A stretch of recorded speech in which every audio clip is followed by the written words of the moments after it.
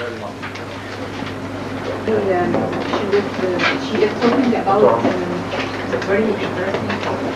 I love this topic very much. And I wish her all this luck, all best of luck. We are talking now about healthcare, and the best one to talk about it is Miss Lama Baha, our interview. Welcome. 1, 2. The name is Lama Baha, right? 3, 2, 1, go. Good evening, everyone. My name is Lama Baha, and I am a student in Jamia Experimental Language School. And today, inshallah, I'll be talking about healthcare, but I just determined a small part, and I'll be talking about cupping therapy. So, how many people here have ever heard about cupping therapy or used it before? Please raise your hand. Which is hijama, you know, to make it Yes, easier. it's hijama. Cupping therapy is an ancient therapy used for many cultures for countless years. It was employed in the Western hospitals as well as East. And its idea is scratching the skin to a depth that doesn't exceed 0.1 millimeter to get out the bad blood out of the body by back pressure. The doctor uses medical gloves, cups, medical plates, flies or cottons, antiseptic or local antibiotic, and a pump to get out the bad blood out of the body. Also, the Prophet Muhammad used cupping therapy and recommended it very much. The Prophet Muhammad said treatment in 3 ways: cupping, drinking honey, or pressing with fire. But he didn't recommend pressing with fire.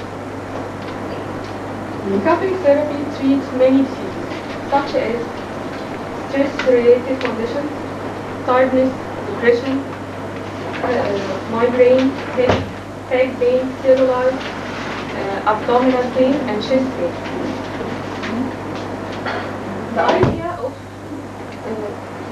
idea of cupping therapy.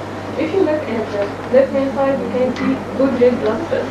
It has a spherical shape to facilitate its movement in the veins and fine capillaries.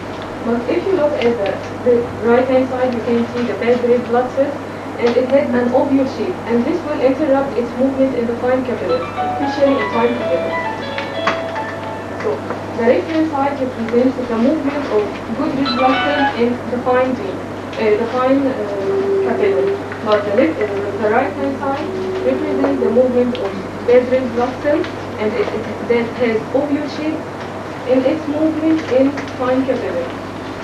You see, the red blood cells move easily and pass easily in the fine capillaries due to its spherical shape.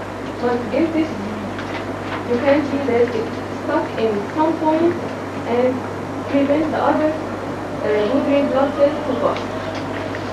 So we use cupping therapy to remove this overcrowding and allow the other good red blood cells to pass. The patient asks, how can I know that the outgoing blood is bad? Anybody know? Maybe is it color or something? No. Is it that color? Yeah, sometimes. So it's really easy.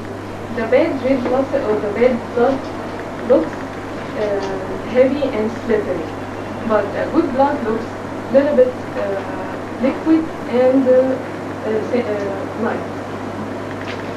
Also, the bad blood wouldn't go out of the body without back pressure. Not have the back pressure to go out the body. Does cupping therapy, do you think that cupping therapy causes weakness due to losing blood, like in blood donation or bleeding? What do you think? No. Reason is no. It doesn't. And blood donation does not make like the person weaker. No, it does because the losing of the good blood, not the bad one. In cupping therapy, we lose the bad one, not good blood. In every other body, every other body contains 6 liters of good blood. and there is a regulator to know how the quantity but not the quality of the blood in the body. The quantity but not the quality. So in the case of losing the blood in the coping therapy, we lose red blood. So the body notices that there is a lack of blood. So it compensates the bad blood with good one. So we gain a good blood. But in the case of bleeding or blood donation, the bloody compensates the good one, the good blood with good blood also, so there is no difference. So this information was confirmed by a specialized doctor, so thank you. Thank you very much.